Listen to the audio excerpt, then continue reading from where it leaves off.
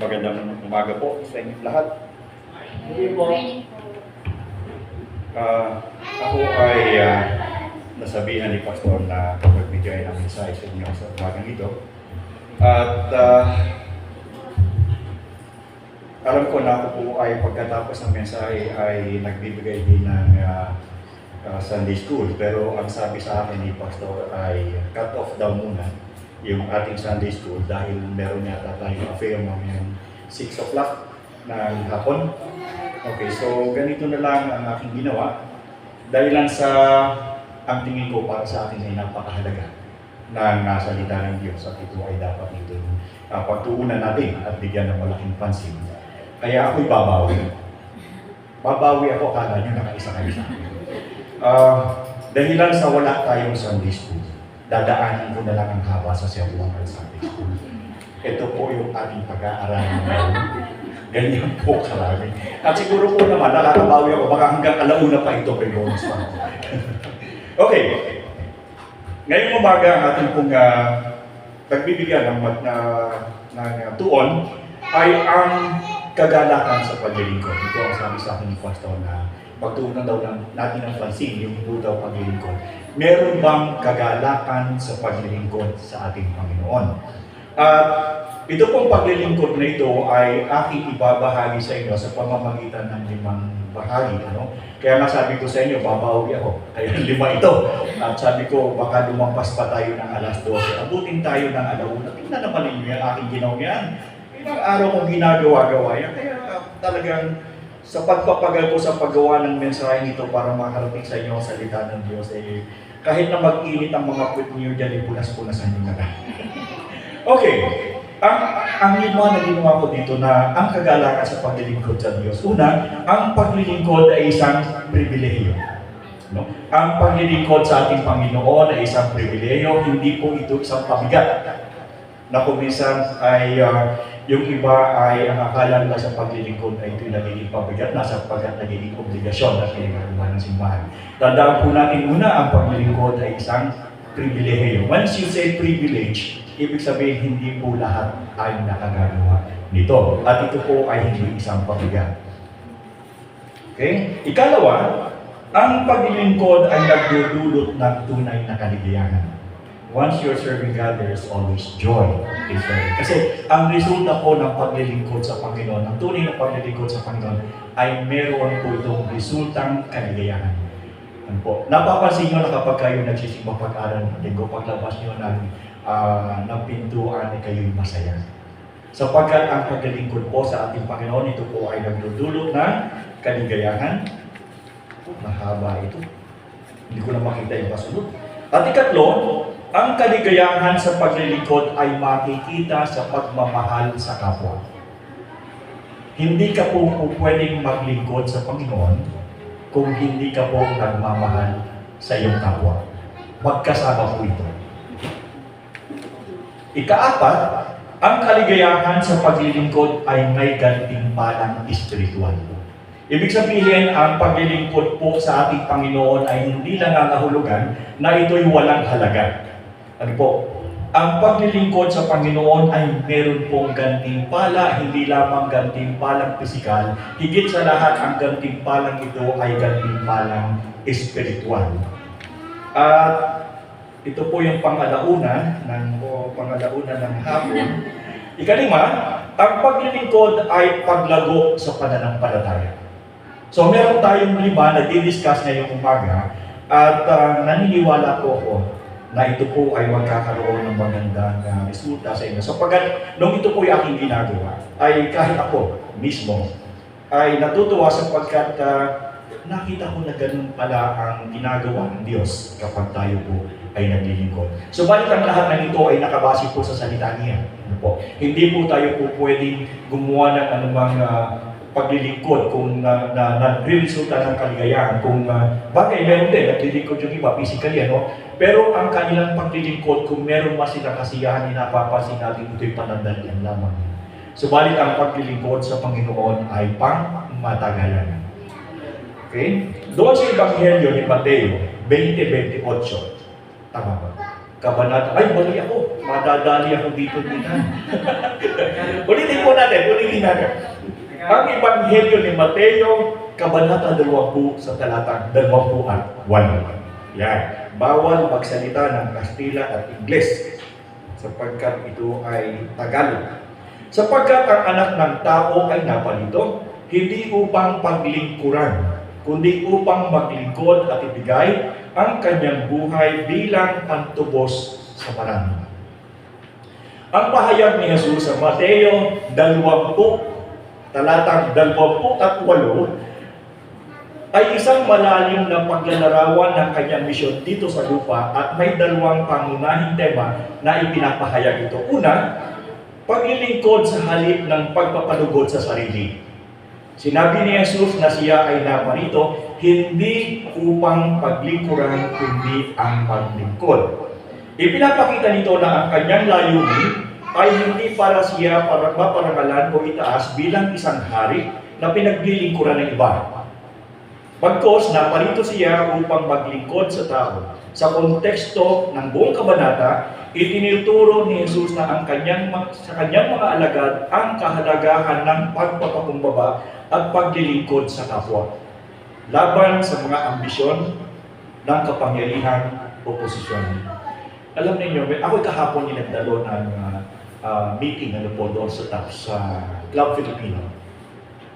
At mapapansin ko po doon na isa sa pinag-uusapan ay yung current situation ng ating bansa na parang meron ng pagkakaiba doon sa pamamahala na nakikita natin na parang yung mga nandoon sa taas na namumuno ay parang kakaiba na eh.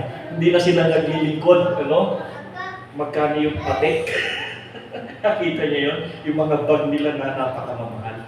So sa halip na naglilingkod ay nais nila sila paglingkuran. Subalit ito ay taliwas o kabalintunaan sa pag-mimisyon ng ating Panginoon pagdating sa paglilingkod. Sa ganitong paraan si Jesus ay nagiging halimbawa ng tunay na leader. Isang leader na nagmamalasakit at naglilingkod sa mga nangangailangan. Hindi isang leader na naghahangad ng kapangyarihan at paghanga mula sa iba. Ang paglilingkod ni Jesus ay nakikita sa kanyang mga gawa. Tulad ng pagpapagaling sa mga may sakit, pagpapakain sa mga gutom at pagtuturo ng mabuting balita. Ikalawa, pagbibigay ng buhay bilang pantubos. Ang ikalawang bahagi ng talata ay nagsasabing si Jesus ay naparito upang ibigay ang kanyang buhay bilang pantubos sa marami.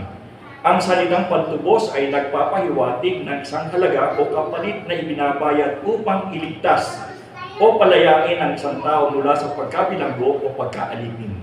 Sa kasong ito, nakakaisa na. Tandaan niyo, marami ito. Sa kasong ito, ipinapahayag ni Jesus na siya ay magiging kabayaran o pantubos para sa kasalanan ng sangkatauhan. Ang marami sa salitang iyon ay tumutukoy sa lahat ng mga tao na tatanggap sa kanyang alok ng kaligtasan sa pamamagitan ng kanyang kamatayan sa krus. Si Jesus ay nag-alay ng kanyang sarili upang bayaran ang kaparusahan ng kasalanan na siyang humihiwalay sa tao mula sa Diyos. Ito ang pinakadakilang anyo ng paglilingkod, ang pagbibigay ng sariling buhay para sa kaligtasan ng iba. Sinong gumawa nito sa Pilipinas? Si Dr. Jose Rizal. Diba? Itinuturo sa atin na inihain niya yung kanyang buhay para sa ating mga Pilipino. At ito'y pisikal. Subalit sa spiritual na pamumuhay, spiritual na bagay, si Jesus ang nag-alay ng kanyang sarili upang tayo mapaglingkuran niya at tayo ay magkaroon ng buhay na walang hanggan. Ikalawa, ang paglilingkod ay nagdudulot ng tunay na kaligayahan. Sa Juan 13, 1 hanggang 17. Tama? Nakita natin si Jesus na naghugas ng mga paa ng kanyang mga alagad. Isang gawaing itinuturing na mababa noong panahong iyon, ngunit ginawa ni Jesus upang ipakita sa atin ang halaga ng pagpapakumbaba at paglilingkod. Sa paghuhugas ng paa ay pinakita ni Jesus na ang paglilingkod sa kapwa ay isang daan patungo sa tunay na kaligayahan. Ang Juan, ito na naman, ang Juan 13, talatang 1 hanggang 17 ay nagsasalaysay ng isang mahalagang pangyayari sa buhay ni Jesus, kung saan hinugasan niya ang mga paa ng kanyang mga alagad. Ang kaganapang ito ay may malalim na kahulugan, hindi lamang para sa mga alagad noong panahong iyon, kundi para na rin sa lahat ng tagasunod ni Kristo. Ito ang mga pangunahing tema at kahulugan ng bawat bahagi ng talatang ito, simula doon sa 1 hanggang 17. Doon sa talatang 1, bago magpasko, alam ni Jesus na dumating na ang oras para siya ay bumalik sa Ama. Mahal niya ang kanyang mga alagad at ipinakita niya ang kanyang pag-ibig sa kanila hanggang sa katapusan. Ipinakita sa talatang ito ang malalim na pagmamahal ni Jesus sa kanyang mga alagad. Alam niya na malapit na ang kanyang kamatayan. Ngunit bago ito naganap, nagpakita siya ng isang gawa ng kababaang loob at paglilingkod upang ipakita ang kanyang pag-ibig sa kanila. Ano yung kanyang ginawa? Pagpapakumbaba at paglilingkod, paghuhugas ng paa. Sa gitna ng hapunan, tumayo si Jesus, naghubad ng kanyang balabal, kumuha ng tuwalya at pinasan iyon, nilagay dito. Okay? Naglagay siya ng tubig sa palanggana at simulan niyang hugasan ang paa ng kanyang mga alagad at punasan ang mga iyon ng tuwalya na nakasabit sa kanya. Ang paghuhugas ng paa ay isang gawain ng isang alipin noong panahon ni Jesus. Dahil ang mga paa ng mga tao ay nagiging marumi mula sa paglalakad sa mga maalikabok na daan at sa pamamagitan ng paghuhugas ng mga paa ng kanyang mga alagad, ipinakita ni Jesus ang kanyang pinakamalalim na anyok ng pagpapakumbaba. Bagamat siya isang guro at Panginoon, naglingkod siya sa kanyang mga alagad bilang isang alipin. Kaya ngayon, kung kayo ay mayroong kasambahay o katulong sa bahay, nagkasakit, hindi makakilos, kaya niyo ba siyang talungan bilang amo? Kaya niyo ba siyang palitan ng pampers kung kinakailangan bilang amo? Parang sabihin natin, parang hindi pwede kasi ako ang amo. Subalit ang Panginoon sa kanyang pagiging Panginoon at guro ay bumaba sa pagiging alipin at ipinakita niya ang pinakamababang uri ng pagpapakumbaba. Minaalala ko. Palagay ko nasabi ko nito sa inyo. Ako kasi lubak sa Amerikano. Nag-foster child ako when I was already in college. Notorious talaga. I'm very, very, very notorious. Gusto ko mang gumawa doon sa paglagay doon sa account ko na kung gano'n ka notorious eh. Pero napapahiya ko sa sarili ko. Anyway, doon sa bahay namin, sa Brookside kasi wala akong tubig.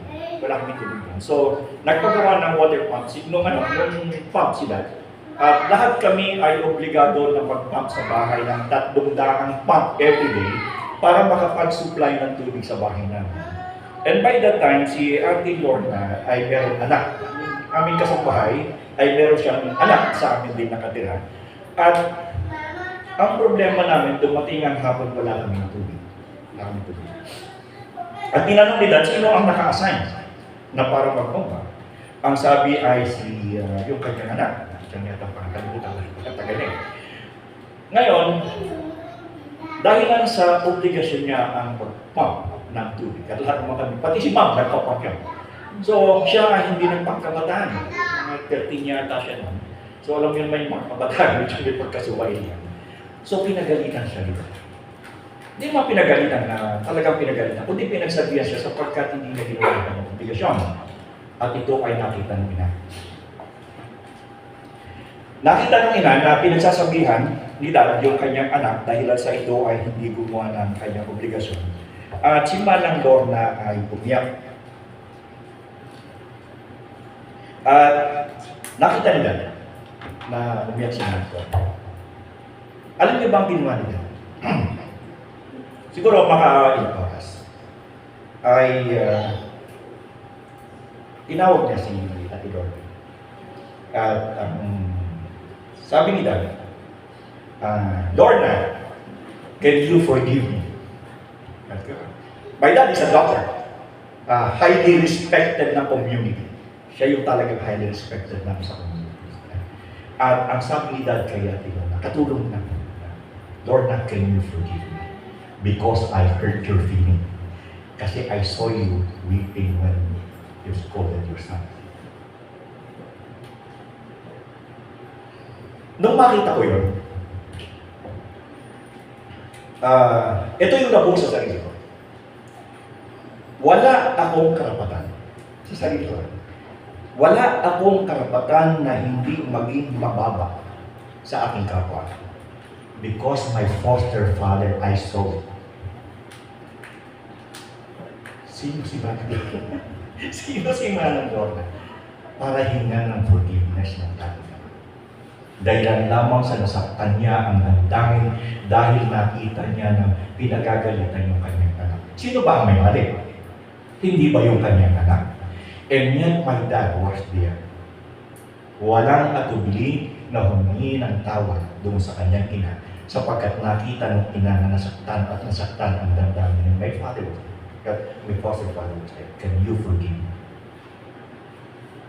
Yun ang nabuo sa akin at tumatalim hanggang sa ngayon. Na wala akong karapatan na magmataas ng iman. Dahil sino ako ikumpara mo sa foster dad ko. Ayaw natin. At nakita natin dito ay isang halimbawa na ginawa ng Panginoon at siguro ito ang malalim na natutuhan ng aking amahin sa Panginoon. That He Himself, being God, being the Lord, and being the Master, serve as a servant. At hindi lang servant na alipin sapagkat alipin lamang ang naghuhugas ng paa. Okay? So, ang paghuhugas ng paa ay isang gawain ng alipin, nasabi na natin yon. Now, ano po ang reaksyon ni Pedro sa paliwanag ni Jesus? Tumanggi si Pedro, mahuhugasan si Pedro yung paa niya. Tumanggi si Pedro at sinabi, Panginoon, hugasan ba ninyo ang aking paa? Sinagot siya ni Jesus, ang ginagawa ko ngayon ay hindi mo mauunawaan, ngunit mauunawaan mo rin sa kalaunan. Si Pedro ay hindi makapaniwala na ang kanilang guro at Panginoon ay maghuhugas ng kanyang mga paa. Ngunit, sinabi ni Jesus na kailangan itong mangyari upang magkaroon si Pedro ng bahagi sa kanya. Dito, tinuro ni Jesus na ang gawain ng paglilinis ay isang simbolo ng espiritual na kalinisan na nagmumula sa kanyang kamatayan at pagpapatawad sa kasalanan. Nang tumugon si Pedro sa gusto niyang hugasan, hindi lang si Pedro na ito na sabi ni Pedro na hindi gusto niyang hugasan hindi lamang ang kanyang mga paa kundi pati ang kanyang kamay at ulo. At sinabi ni Jesus na sapat na ang paghuhugas ng mga paa na nagpapakita na ang mga alagad ay malinis na dahil sa kanilang pananampalataya. Ngunit kailangan pa rin silang humingi ng paglilinis mula sa araw-araw na kasalanan. It does not necessarily mean that once you're forgiven, you'll be forgiven forever. There is a necessity that we have to confess our sins to God kung tayo ay gumagawa. Now, ano po ang aral natin doon sa paglilingkod?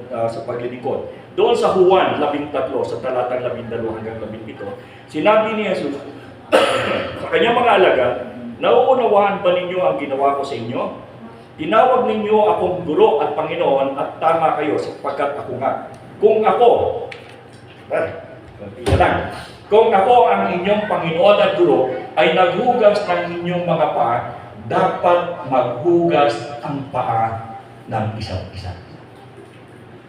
Sa mga talatang ito, direct ang sinabi ni Jesus ang mensahe ng paghuhugas ng paa bilang sa kanyang mga tagasunod. Dapat nilang tularan ang kanyang halimbawa ng kababaang loob at paglilingkod. Ipinakita ni Jesus na ang tunay na kadakilaan ay hindi ang pagiging pinakamataas, kundi ang pagiging handang maglingkod sa iba. Naintindihan niyo? Ang paghuhugas ng paa ay simbolo ng pagtanggap ng papel ng pagpapakumbaba at paglingkod. Kahit na para sa mga gawain tinuturing na mababa o walang halaga. Tinawag ni Jesus ang kanyang mga tagasunod na gawain ng ang parehong bilang isang halimbawa ng kanyang kaharian.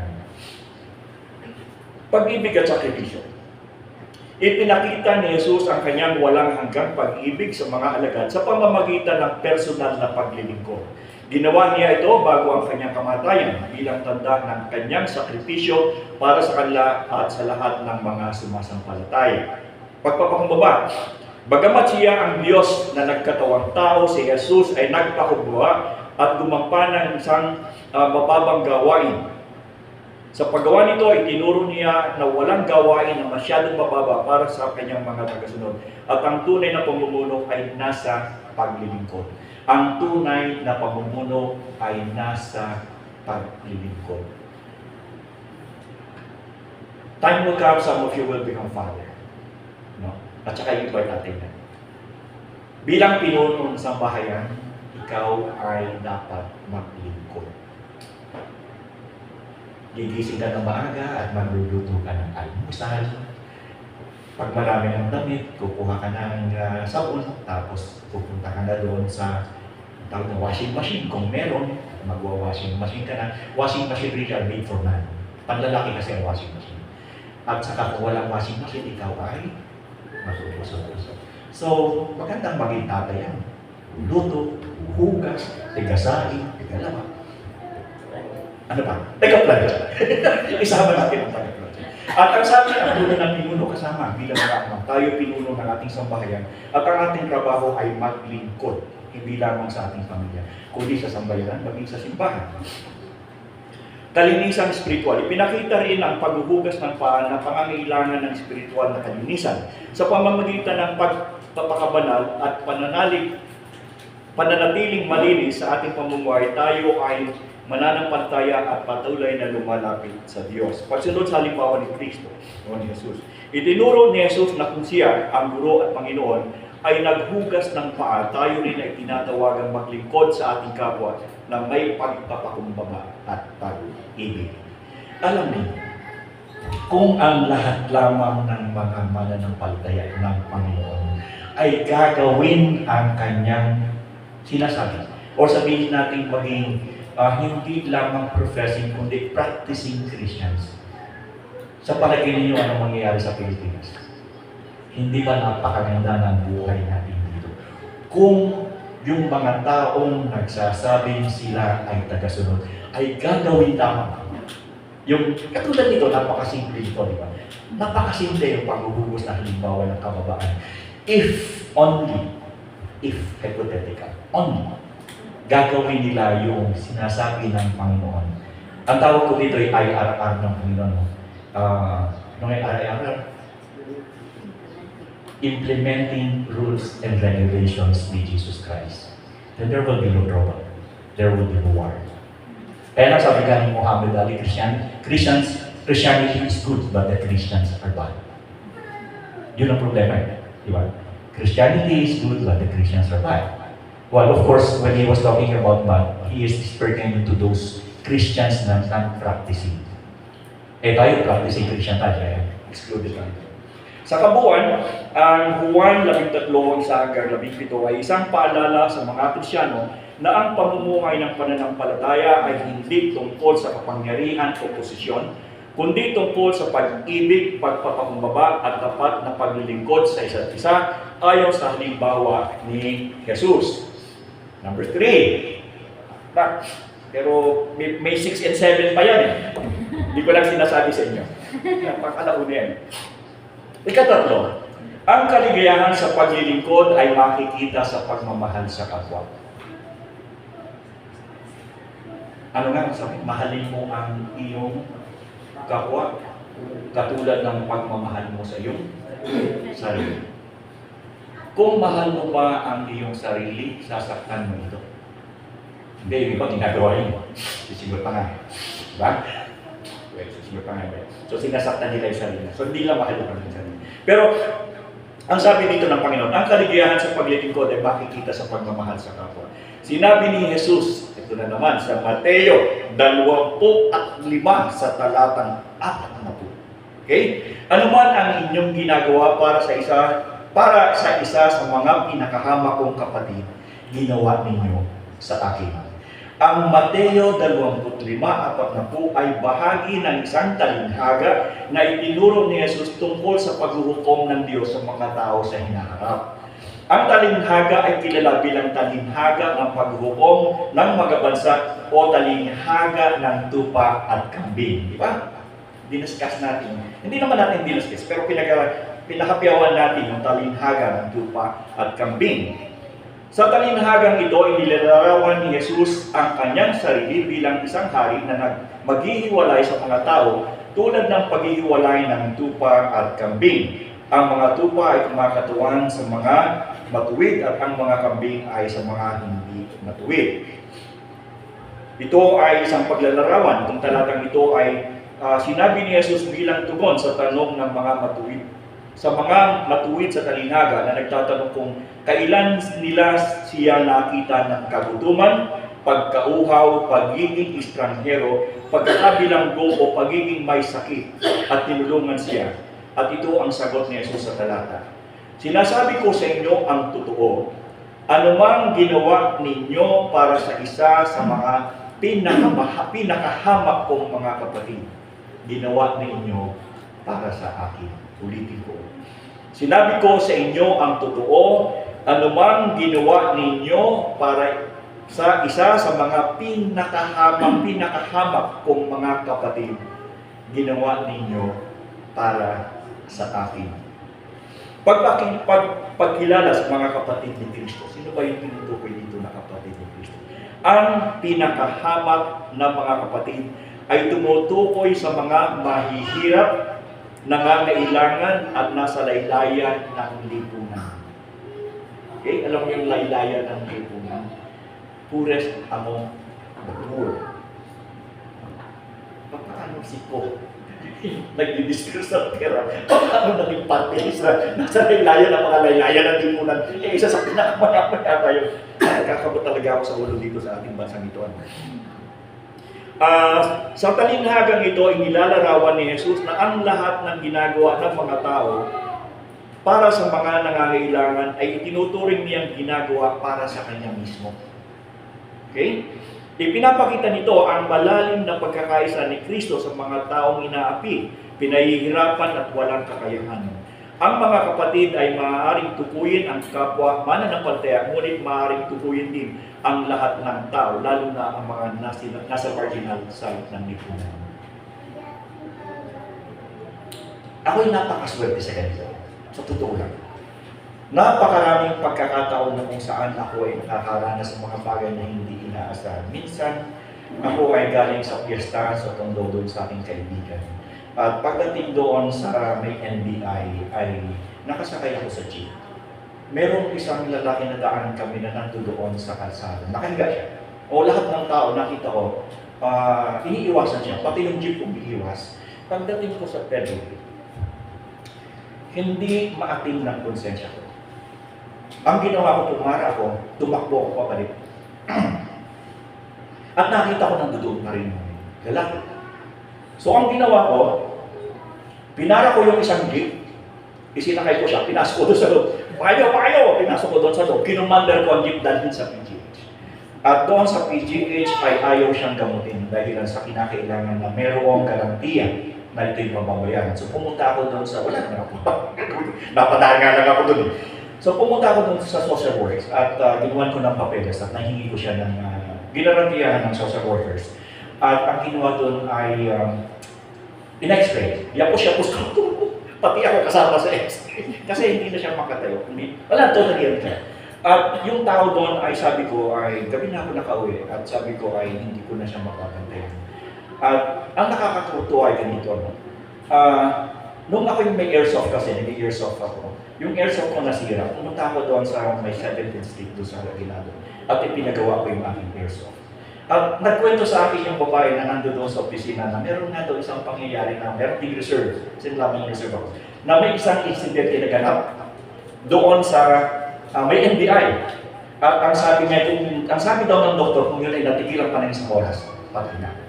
Sabi ko, ako yung nagdala doon. Akalain nung nalaman ko na isang oras na lang at hindi ko nadaanan, hindi ko nadala, ay patay na yung tao.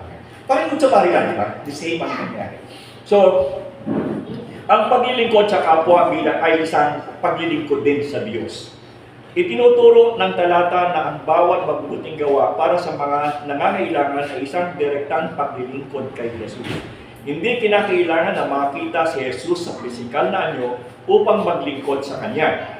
Ang pagkilos ng pagmamalasakit at pagtulong sa iba ay katumbas ng paglilingkod sa ating Panginoon.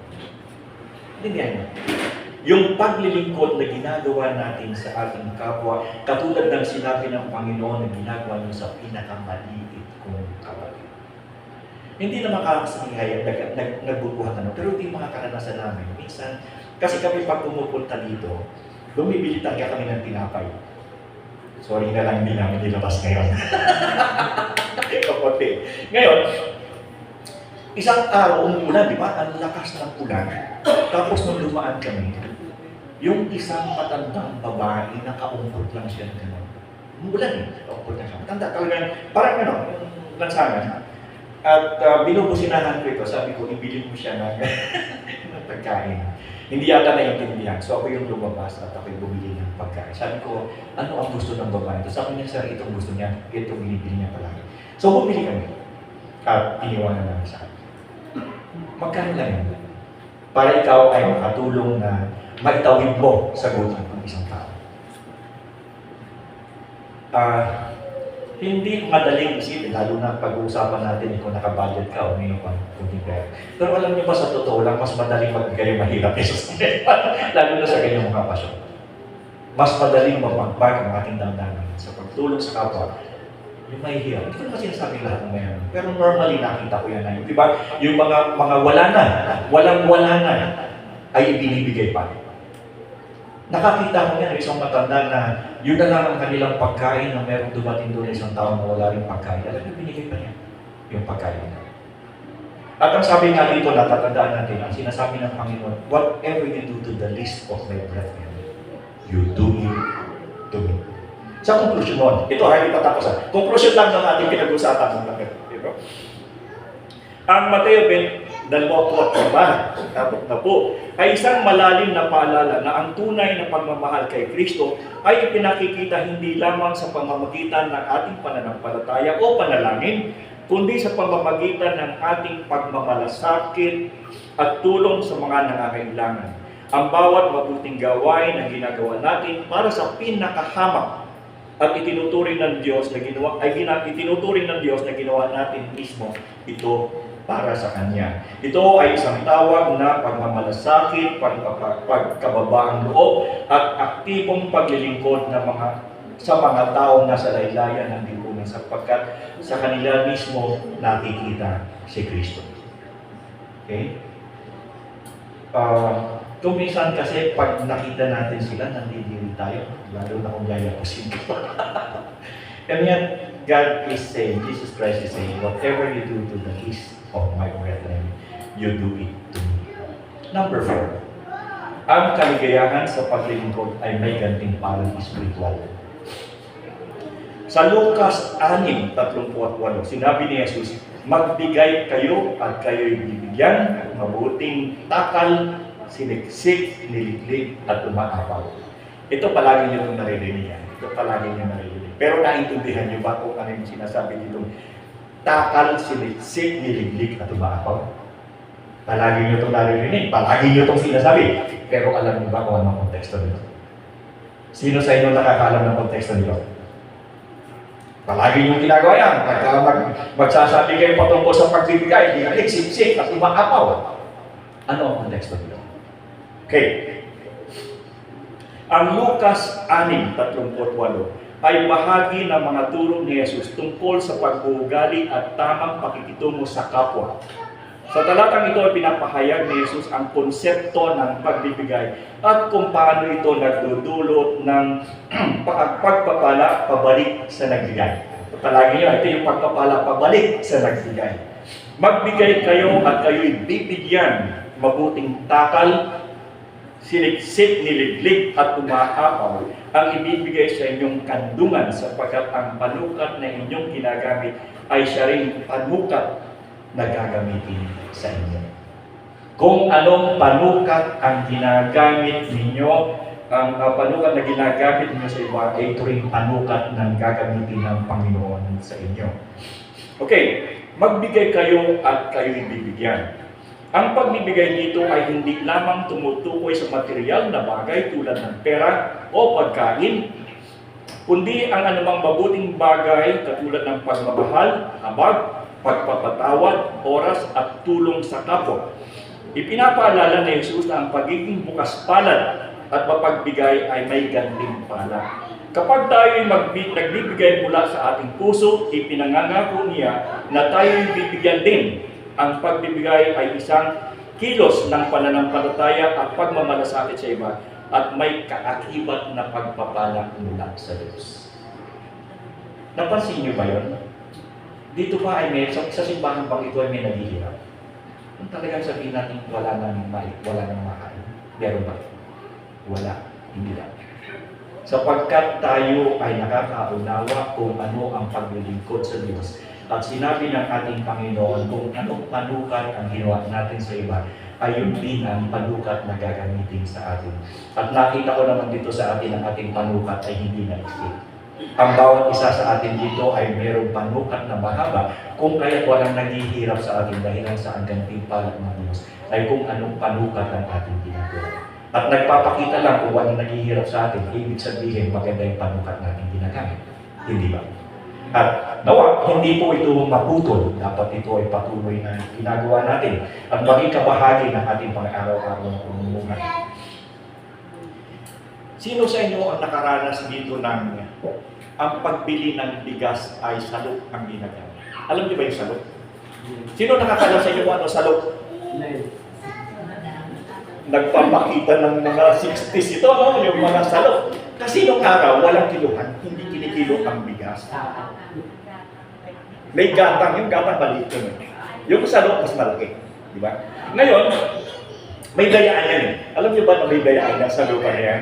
Kasi kung ikaw ay nagtitinda ng bigas, kapag ikaw ay naglagay sa salok, kung kakaunti ang may lalagay sa salok, pero nakita ng bumibili na puno ang salok, pero ito naman ay hindi naman talagang puno, siyempre kikita yung nagtitinda.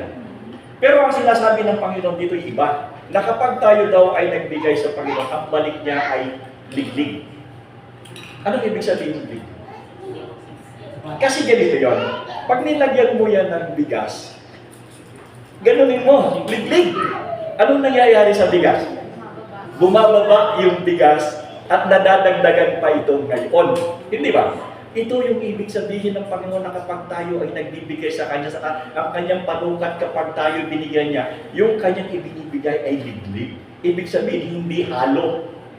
Puno-puno. Siksik na siksik, di ba? Yun ang sinasabi ng Panginoon. At hindi lang sabi dito, kung hindi man, di ba, pag puno na ganyan, tinatakan?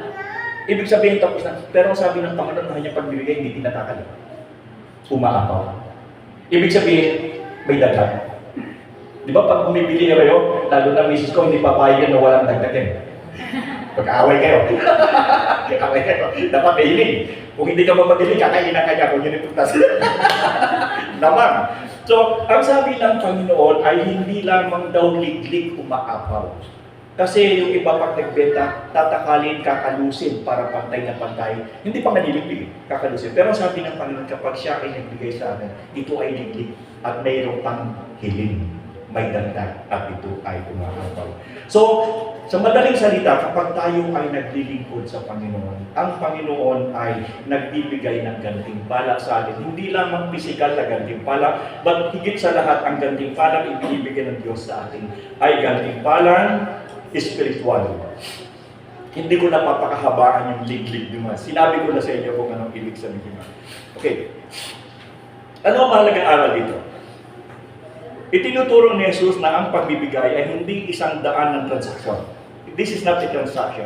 Ang pagbibigay, ang pagiging mapagbigay o ang pagiging mapagbigay ay nagdadala ng kaligayahan, kasaganaan at biyaya mula sa Diyos. Ang pagbibigay hindi lamang nakikinabang sa tatanggap, kundi nagiging pagpapala din naman sa nagbibigay.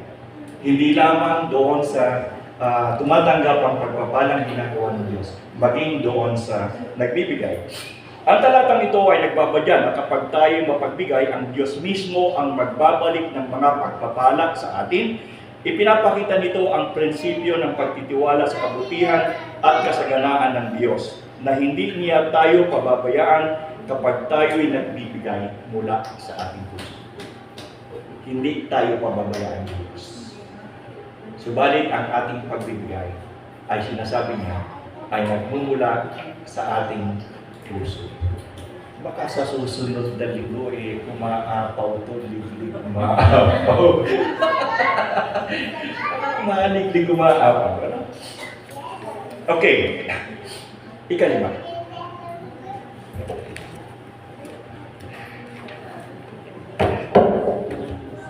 Ikalima, ang paglilingkod ay paglago sa pananampalataya. Ulitin ko, ikalima, ang paglilingkod ay paglago sa pananampalataya. Kapag tayo ay naglilingkod, tayo rin ay lumalago sa ating pananampalataya. Ang bawat sakripisyong ginagawa natin ay naging daan upang mas malapit tayo sa Diyos. Ang paglilingkod, sa paglilingkod, natututo tayong magpakumbaba, magtiwala at maging matatag sa harap ng mga pagsubok. Ang kagalakan sa paglilingkod ay hindi lamang para sa iba, kundi para sa atin sapagkat tayo ay binabago at pinalalakas ng Diyos. Sa pagtatapos,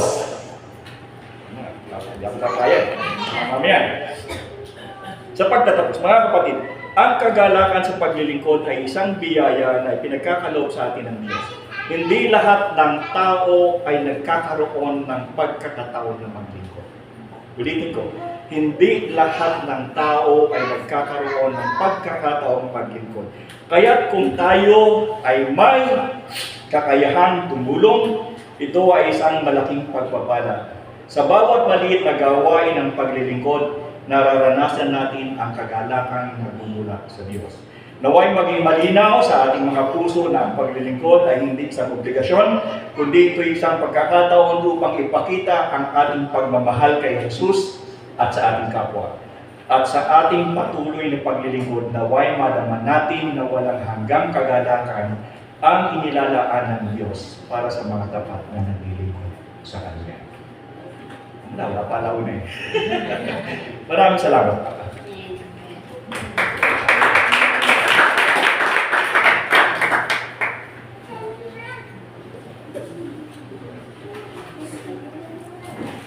Po, dahil po'y tumayo at bilang tugon po sa mabiyayang salita ng ating Diyos,